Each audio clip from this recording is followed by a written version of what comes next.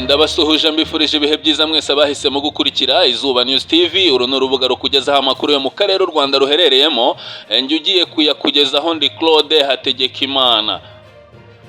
Igihugu cya Uganda rero gikomeje kugaragaza rwose ibimenyetso yuko gishobora kuba gishigikiye M23 nyuma yaho rwose bamwe mu bakuru b'iki gihugu barimo Perezida Kaguta Yoweri Museveni n'umuhungu we General Muhoozi Kainerugaba bagaragaje kenshi yuko bemeranya rwose na M23 ku mpamvu zayo zatumye yongera kubura imirwano ikarwanya ubutegetsi bwa Kinshasa. Wenda twibukiranyije neza Perezida Museveni yigeze kuvuga rwose ko yumva neza impamvu M23 irwanira, ndetse anagaragaza yuko izi impamvu rwose zidakomeye cyane, bityo ko guverinoma ya Kongo yagakwiye kwicarana n'uyu mutwe bakaganiraho gukomeza gushira imbere inzira y'ibiganiro nk'uko mubyibuka. Kandi n'umuhungu we Muhoozi Kainerugaba nawe ku urubuga rwe rwa Twitter yakunze kugaragaza ko ashigikiye uyu mutwe wa M23, ariko akagaragaza impamvu ashigikiye uyu mutwe. Ahangaha akaba yarakunze kugaragaza yuko abanyekongo bavuga ikinyarwanda, by'umwihariko abanyekongo bo mu bwoko bw'abatutsi bakunze kubangamirwa cyane mw'iki gihugu, bityo ko kuba M23 yarafashe intwaro ikemera kurwanira ubwo burenganzira bw'abanyekongo bavuga ikinyarwanda bifite ishingiro. Ndetse aha yatanze n'urugero rwose agaragaza ko Uganda yiteguye gukora operation yise ya Rudahigwa. Benshi bahita bayigereranya rwose n'umwami Rudahigwa wategetse u Rwanda. Mwibukiranye neza ko Rudahigwa yategetse u Rwanda ariko yagura u Rwanda ndetse arwagurira mu bice bimwe na bimwe ubu ngubu byajyanywe cyangwa byashyizwe kuri Repubulika ya Demokarasi ya Kongo. Ahangaha rero General Muhoozi Kainerugaba akaba yaragaragaje ko rwose bashobora gukora operation Rudahigwa. Benshi bahita babona ko bishobora kuba bifitanye aho bihuriye n'umutwe wa M23 cyangwa se gushigikira uyu mutwe ku bitero wagabye muri Repubulika ya Demokarasi ya Kongo. Nyuma yaho rero bano bayobozi babiri ba Uganda, ubwo ngubwo ndavuga Perezida Kaguta Yoweri Museveni n'umuhungu we General Muhoozi Kainerugaba, bagaragaje rwose ko bumva impamvu M23 irwanira ndetse banayishigikira. Kuri ubu ngubu undi musirikare umwe ukomeye cyane wigeze kuba mu gisirikare cya Uganda, uyu nguyu yatangiranye na Kaguta Yoweri Museveni mu ntambara yatangiye mu mwaka w'igihumbi 1981 iza kurangira mu mwaka w'igihumbi 1986 yashize Perezida Kaguta Museveni ku butegetsi. Icyo gihe bari mu ishyaka NRM ryakuyeho ubutegetsi bwa Milton Obote. Uyu mujenerali rero ni General Sejusa. Uyu nguyu nawe akaba yagaragaje rwose ko ashigikiye M23 ndetse anagaragaza ko yemera rwose ndetse anashigikira yuko u Rwanda rwafasha uyu mutwe. Bihagaze gute rero General Sejusa? Ibi ngibi yabigaragaje ate yuko rwose ngo yemeranya rwose yuko ndetse anashigikiye yuko u Rwanda rwatera inkunga M23. N'iki General Sejusa ashingiraho? Ni ukubera iki General Sejusa yatanze kino cyifuzo? Ubundi we ashingira kuki? Abigaragaza ate? Ahangaha rero nkaba ngiye kugusomera rwose inkuru ikubiyemo rwose ibyo General Sejusa yashize ku rubuga rwe rwa X, agaragaza ko rwose ashigikiye kuba u Rwanda rwatera inkunga umutwe wa M23, nubwo u Rwanda rwo rwose rudahwema kubihakana ruvuga ko rudashigikira uyu mutwe. General Sejusa rero dore amagambo yavuze. Uyu nguyu ni General Sejusa. Ngira ngo wenda reka mpite nguha amakuru arambuye ku butumwa yatanze rwose bugaragaza ko ashigikiye kuba u Rwanda rwatera inkunga uyu mutwe wa M23 nkuko nabikubwiye, ariko u Rwanda rwo rukaba rubihakana. General David Sejusa Tinyefuza wahoze mu ngabo za Uganda ariko ubu ngubu ni retired nyine nkuko nabikubwiye yazihozemo, yagaragaje ko ashigikiye kuba u Rwanda rwaho bufasha umutwe wa M23 bijyanye no kuba Repubulika ya Demokarasi ya Kongo nayo yarinjije mu ngabo zayo abarwanyi b'umutwe wa FDLR. Ibihugu bitandukanye ariko birangajwe imbere na Leta Zunze Ubumwe za Amerika n'Ubufaransa bimaze iminsi bishyira igitutu ku Rwanda birusaba guhagarika ubufasha kuri M23 ndetse no kuvana ingabo zarwo ku butaka bwa Kongo, ndetse ngo n'u Rwanda rukaba rusabwa gukura intwaro zikomeye rwoherejwe muri Repubulika ya Demokarasi ya Kongo. Ngizi intwaro akaba ari izirasa misile zihanura indege. Kongo Kinshasa nayo imaze imyaka irenga 2 ihanganye n'uriya mutwe wa M23 ivuga ko ishigikiwe na leta y'u Rwanda. Guverinoma y'u Rwanda rero ku rundi ruhande yakunze kunenga ibihugu byo mu burengerazuba bw'isi bikomeje kuyotsa igitutu, ikabishinja uburyarya no kwirengagiza intandaro nyayo y'amakimbirane amaze imyaka irenga 20 mu burasirazuba bwa Kongo. Ubutegetsi bw'u Rwanda kandi bwakunze kwitsa cyane kuri FDLR, umutwe ugizwe n'abiganjemo abagize uruhare muri jenoside yakorewe abatutsi umwaka w'igihumbi kimwe 1994, kuri ubu usigaye ukoranira bya hafi n'ingabo za Kongo. Ubutegetsi bw'u Rwanda kandi bushinja Kinshasa kuba yarahisemo kwiyegereza uyu mutwe ngo bafatanye gutera u Rwanda no kuvanaho ubutegetsi bwarwo banyuze mu nzira za gisirikare cyangwa se bakoresheje imbaraga, kandi bakaba banabishigikiwemo cyangwa se uyu mugambi bawufatanyijemo n'ubutegetsi bw'u Burundi burangajwe imbere na Perezida Neva cyangwa se Evariste Ndayishimiye. Ku bwa General David Sejusa rero, kuba hari abakomeje kugaragaza FDLR nk'idatesha ikibazo ku Rwanda nyamara yaramaje kwinjizwa mu ngabo za Kongo ngo n'ubucucu, ibyo kandi ngo aheraho agaragaza ko u Rwanda rufite uburenganzira bwo gufata uriya mutwe nk'ikibazo kuri rwo. David Sejusa rero abinyujije ku rubuga rwe rwa X akaba yagize ati kubwira u Rwanda kwirengagiza kuba FDLR iriho kubwira u Rwanda kuba rwakwirengeza kuba FDLR iriho n'ibikorwa byayo n'ubucucu, by'umwihariko mu gihe yinjizwe mu ngabo za Kongo. Ndatekereza u Rwanda ruzi ihame ry'aba Anglo-Saxon, abadage bakomoka mu Bwongereza mu kinyejana cya 5, ry'uko niba umuntu runaka yemerewe gukora ikintu undi nawe aba byemerewe. Uyu ni General Sejusa rero wunzemo kuba Repubulika ya Demokarasi ya Kongo ikorana na FDLR, bisobanuye ko n'u Rwanda narwo rufite uburenganzira bwo gukorana na M23.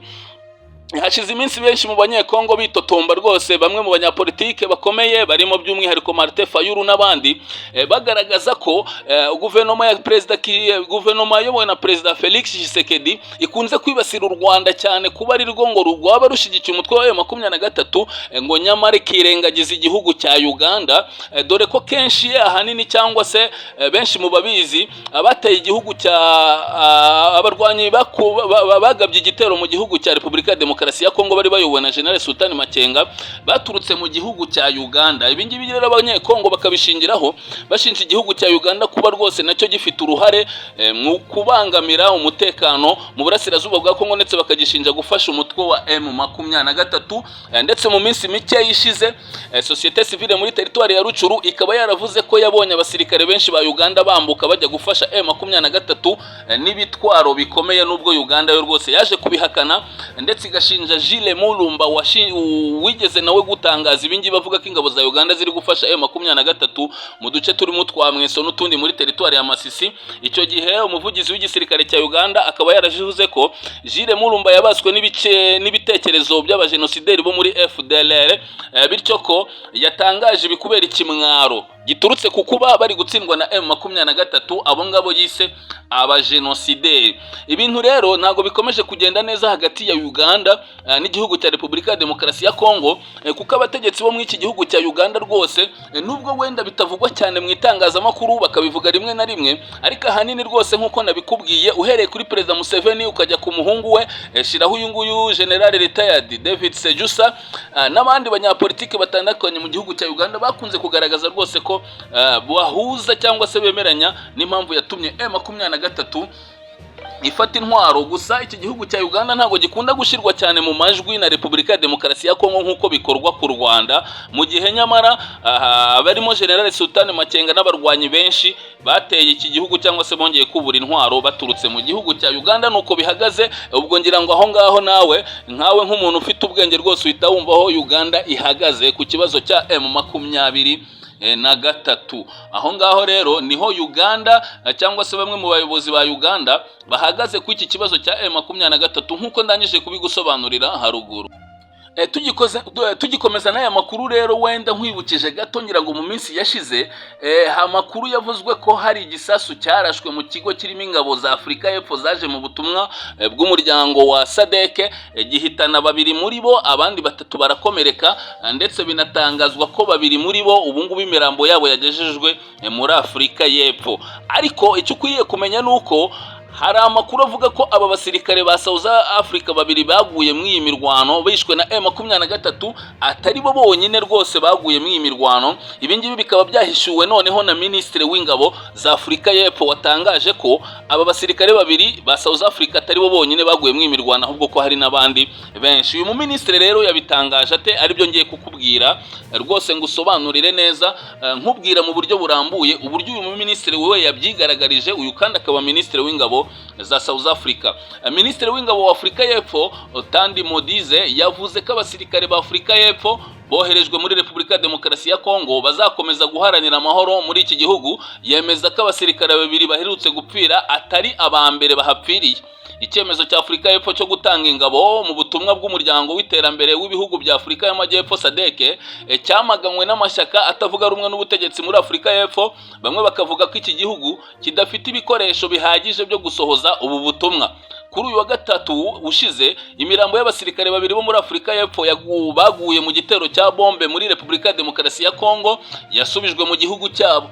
Aba basirikare boherejwe mu butumwa bwa SADC bahuriyemo n'ingabo zaturutse muri Tanzania, Malawi kugira ngo bafashe ingabo za leta ya Kongo kurwanya umutwe wa M23. Uyu muminisitiri w'ingabo za South Africa witwa Modise rero yaganiriye n'abanyamakuru mu gihe imirambo y'aba basirikare ba SANADF, ubwo abangaba ni abasirikare nyine ba Afurika y'Epfo bagiye mu kurwanya M23, ngo ko bapfuye yakirwaga muri Afurika y'Epfo mu mujyi wa Tshwane nk'uko tubikesha ikinyamakuru iki kinyamakuru cyitwa is Witness News. Ubwo ngubwo icyo gihe yari yakiriwe n'aba banyamakuru nyine agiye kubaha ikiganiro. Hano rero akaba yahise agira ati ndagira ngo nsubire inyuma mvuge ko muri Repubulika ya Demokarasi ya Kongo hari intambara. Abasiba abasirikare babiri ba mbere bapfiriye muri Kongo. Twariranye n'imiryango. Yakomeje avuga ko twariranye n'imiryango kuko iyo abasore n'inkumi binjiye mu gisirikare tuba umuryango. Ahangaha rero uyu Minisitiri w'Ingabo za Afurika y'Epfo rwose yagaragaje ko nubwo bivugwa ko ari abo basirikare babiri ba Afurika y'Epfo bamaze kugwa mu mirwano na M23 atari bo bonyine ahubwo hari abandi, ariko yirinze kugaragaza umubare wabo. Ubwo ngubwo ibyo nabyo bikaba bifite izindi mpamvu by'umwihariko. Aya ngaya akaba ari amabanga ya gisirikare nk'uko benshi babizi. Yavuze aba babiri bagaragaye ariko agaragaza ko hari abandi, ariko yirinda kugaragaza umubare wabo. Nuko nguko icyo kibazo gihagaze rwose cy'abasirikare ba South Africa ngo bagiye kurwanya M23. Tukiva ku inkuru rero reka duhite tunyarukira ku yindi nkuru, aho Repubulika ya Demokarasi ya Kongo rwose ikomeje kwishyiramo abantu bose bafitanye imibanire myiza n'u Rwanda. Kuri iyi nshuro noneho bihagaze gute? Repubulika ya Demokarasi ya Kongo yijunditse umuryango w'ubumwe bw'Uburayi nyuma y'amasezerano y'ubufatanye agamije guteza imbere ubucukuzi bw'amabuye y'agaciro butangiza ibidukikije uheruka cyangwa se aheruka gusinyana n'u Rwanda. Kuwa 19 Gashyantare nibwo ayo masezerano yasinyiwe i Brussels mu Bubiligi. Ku ruhande rw'u Rwanda yasinywe na Minisitiri w'Ububanyi n'Amahanga n'Ubutwererane Dr Vincent Biruta, mu gihe ku ruhande rwa UE, mu gihe ku ruhande nako rw'umuryango w'ubumwe bw'Uburayi cyangwa EU hari komiseri ushinzwe ubufatanye mpuzamahanga witwa Jutta Olpilen. UE cyangwa se EU, umuryango w'ubumwe bw'Uburayi, mu itangazo rigenewe abanyamakuru iheruka gusohora yavuze ko yo n'u Rwanda bazafatanya guteza imbere uruhererekane rw'inzira y'amabuye anyuramo acukurwa, gufatanya mu itunganywa ry'ayo mabuye hagamijwe kuyongerera agaciro no guhangana n'ubucuruzi bw'amabuye mu buryo butemewe n'amategeko hitabwa ku gukurikirana amabuye kuva acukuwe. Repubulika ya Demokarasi ya Kongo rero biciye muri Minisitiri wayo w'Ububanyi n'Amahanga Christophe Lutundura yamaganya ari amasezerano, ivuga ko agamije gushyigikira cyangwa se gushishikariza u Rwanda gusahura amabuye y'agaciro ya Repubulika ya Demokarasi ya Kongo. Uyu yavuze kandi ko ubutaka bw'u Rwanda butarimo amabuye y'agaciro akenewe ku isi yose nka coltan, cobalt, lithium n'ayandi. Repubulika ya Demokarasi ya Kongo kandi ivuga ko umuryango w'ubumwe bw'Uburayi wahisemo kwifatanya n'u Rwanda mu guteza imbere amabuye y'agaciro rutagira bitazatuma rukomeza gusa cyangwa se ngo bitazatuma rukomeza gusa gusahura Kongo Kinshasa, ko ahubwo binaruha urwaho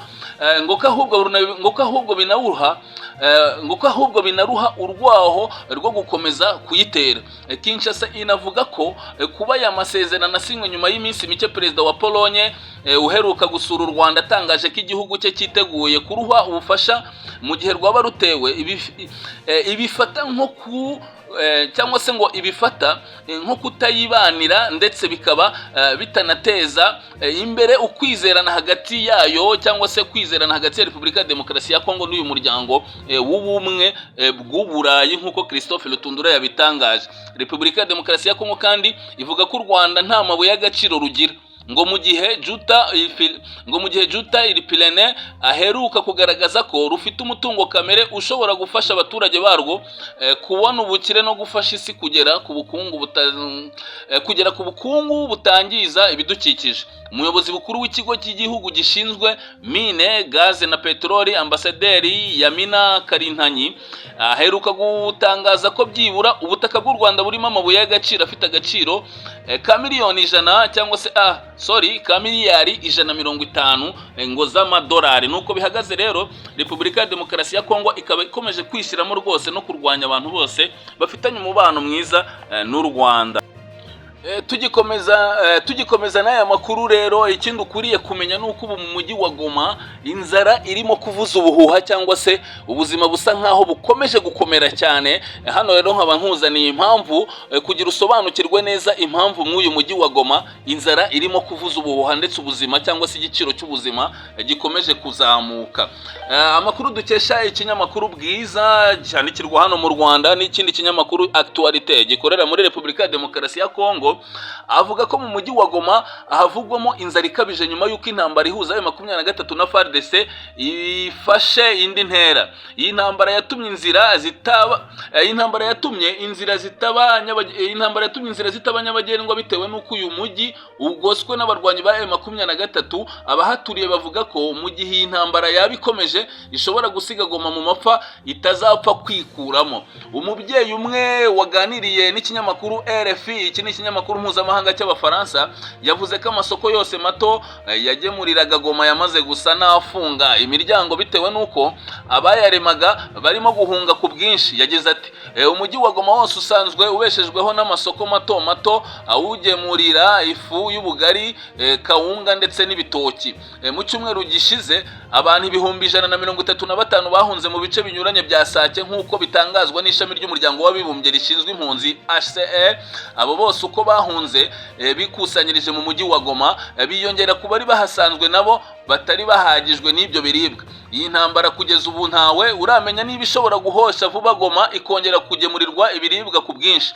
Ni nyuma y'uko uduce nka Nyamahoro ni nyuma y'uko uduce nka Kanyamahoro ku mabere y'inkumi no muri kibaya cya Kanyamahoro muri teritwari ya Nyiragongo tumaze iminsi tuberamo imirwano. Ariko nk'uko nabikubwiye, M23 ku munsi w'ejo guhera ku munsi wa kabiri yari ihanganye na FARDC muri aka gace, ndetse ibasha kwirukana abarwanyi ba FARDC n'abafatanyabikorwa bayo muri aka gace, ariko irangije yongera ikora withdraw yisubirira inyuma. Ubwo rero ntiwamenya impamvu za M23. Ariko nk'uko namwe mubizi niba mukurikirana amakuru yo muri Kongo, by'umwihariko mu mirwano ihanganishije M23 n'igisirikare cya FARDC, kugira inzara ku mujyi wa Goma nabyo bifite ishingiro bitewe n'uko M23 yamaje gufunga umuhanda uhuza intara ya Kivu y'Amajyepfo n'intara ya Kivu y'Amajyaruguru.